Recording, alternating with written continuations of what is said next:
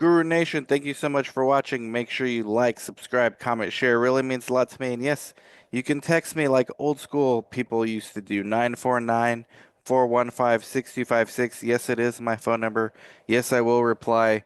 I won't always be on time, but it's me and only me that is replying from those text messages. So today we have somebody who sent me a text.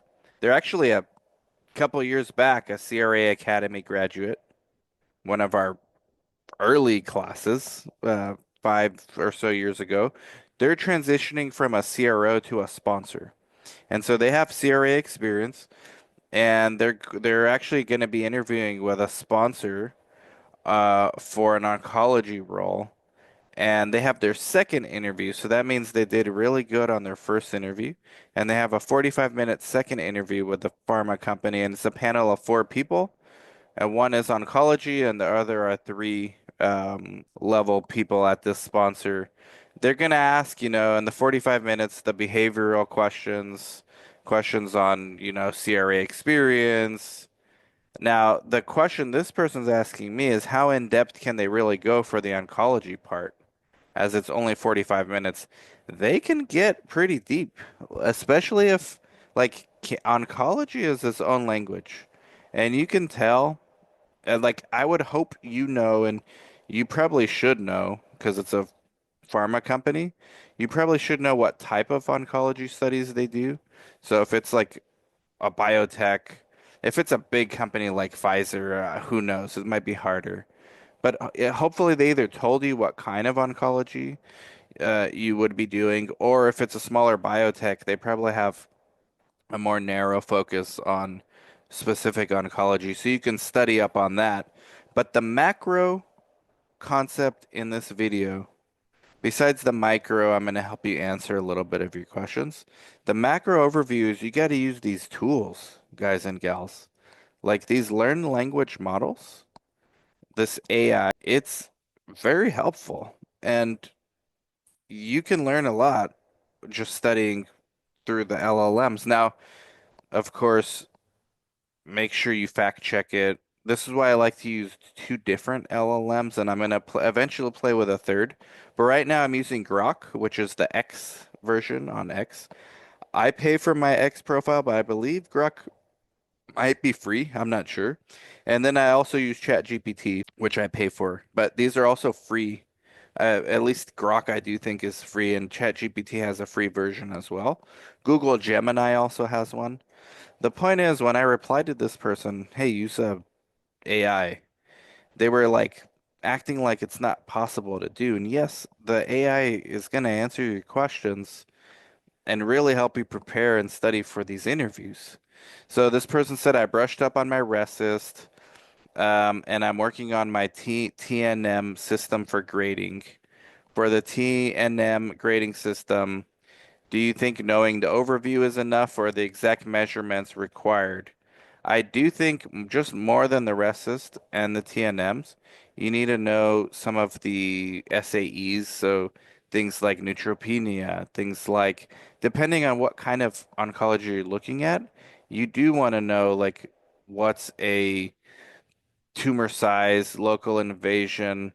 For the TNM grading system, you do not need to memorize every exact TNM stage or cutoff, but use some of these learned language models to brush up on the TNM staging and how the tumor measurements impact trial inclusion exclusion criteria and how TNM staging is documented and verified particular to your oncology that you're going to be monitoring. So, just a quick brush.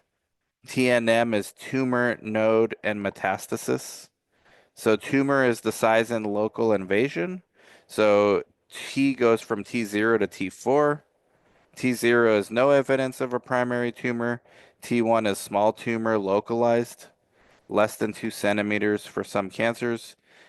This is for some cancers. This is why you gotta know your particular type of cancer. T2 is a medium tumor, which is greater than 2 centimeters, but less than five. For some cancers, T3 is a larger tumor, greater than 5, or extension into nearby tissues. And then T4 is tumor has invaded adjacent structures. Then the N is for lymph node involvement, and it goes from 0 to 3.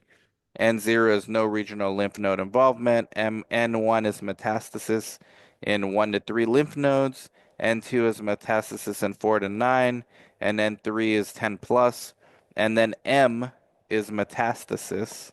And it's either, that's binary, it's either 0 or 1, which is no distant metastasis or yes, distant metastasis present, and then lung, liver, bone. So from each of these, you do have to know specifics for particular types of cancer. Like I've only monitored breast cancer, right? So neoadjuvant and as well as adjuvant, and I've done some immunotherapy stuff as well as some stem cell type of research. So I'm more familiar, I'm mo mostly familiar with breast cancer, and we used when we saw RECIST and TNM every day. But if you're doing liver cancer, if you're doing, you know, leukemia, that's going to be different measurements, right? Like you're not going to see the TNM on leukemia because you're talking about white blood cells. It's totally different. So you got to know what you're going to look into, and this is why if you know and you use these AI modules to help you study better, you're going to do better. RECIST, of course, you should know the RECIST.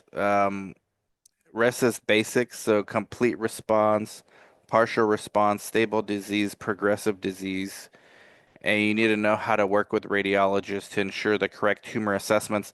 That's one of the things I did as a CRA is I would actually measure with a ruler. Like, did the radiologist grade this properly? And who am I to argue with a radiologist? I did bring it up a few times to the PI, and they explained to me that when it's rounding, they usually round down, not up. So these things you document, but these are questions they might ask you. Like, how did you deal with that? So you got to study and you got to figure out, how much you understand of this, how much you have yet to learn. It's okay to be honest and say, I haven't done this type of cancer, but I have done this. I have done breast cancer or whatever you did do. And then even if you have zero experience with oncology, if you demonstrate, because you're in your second interview, so they're not wasting their time at this point. They do think you're a viable candidate. So go ahead and show them that you've done your studying and you can do it. But if you do have some experience and you just need to brush up, use these learn language models, guys. This is how you succeed in 2025, and it's gonna become a household thing, but for now, let it be your competitive advantage. That's all. And it used to be harder. I used to give the advice, go to clinicaltrials.gov and look up previous studies for oncology, but now you can just ask the chat GPT. Let me ask you right now, live on this video, and what I should know, such as endpoints, medication, SAEs, etc. I'm literally just typed that in, what you heard me, and now it's searching, and it gave me three trials. The Checkmate trial, it gives me the objective. The objective is to evaluate the efficacy of adding immunotherapy drug nivolumab to pre-surgery chemo in patients with early stage high risk ER positive HER2 negative breast cancer. If you're going to be working in breast cancer, you definitely need to know what ER is and HER are. Those are receptors, and based on whether they are positive or negative for those type of receptors, the treatment is different, and sometimes it's part of the inclusion exclusion criteria. And so if it's been a while, it's been 4 years now for me monitoring oncology, but this is coming back to me now. The primary endpoint was pathological complete response, defined as the absence of detectable cancer cells. Secondary endpoint was event-free survival and overall survival. The medications were nivolumab, AEs. The trial reported a significant increase in PCR with the addition of nivolumab. However, specific AEs were not available. Long-term follow-up is necessary. The next trial is the Amelia trial. And then you can ask it to do more, like find me five more or find me five just for immunotherapy. Because the Amelia trial shows trastuzumab, TDM1 versus a combo therapy with HER2 positive metastatic. And there's different drugs. There's tyrosine kinase inhibitor. So these you already are learning new things. Like, okay, I need to like research more on this, and you can ask the Chat GPT, hey, do some more research on tyrosine kinase, specifically in an interview setting. And then the third trial, they give me another thing, aromatase inhibitor. These are just an example I did real quick. If I were to go get interviewed like in a few days on a breast cancer study, I would brush up on this stuff. This is 2025 stuff. Back in the days, even 5 years ago, I didn't have this. I remember doing this before my SIV. I was nervous.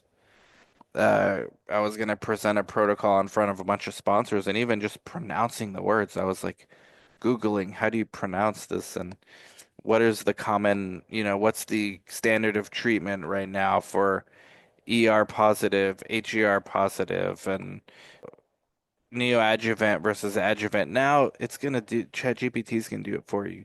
So start using these tools before everyone else does because it's your competitive advantage. Like, subscribe, comment, share, and good luck on the interview. Bye bye.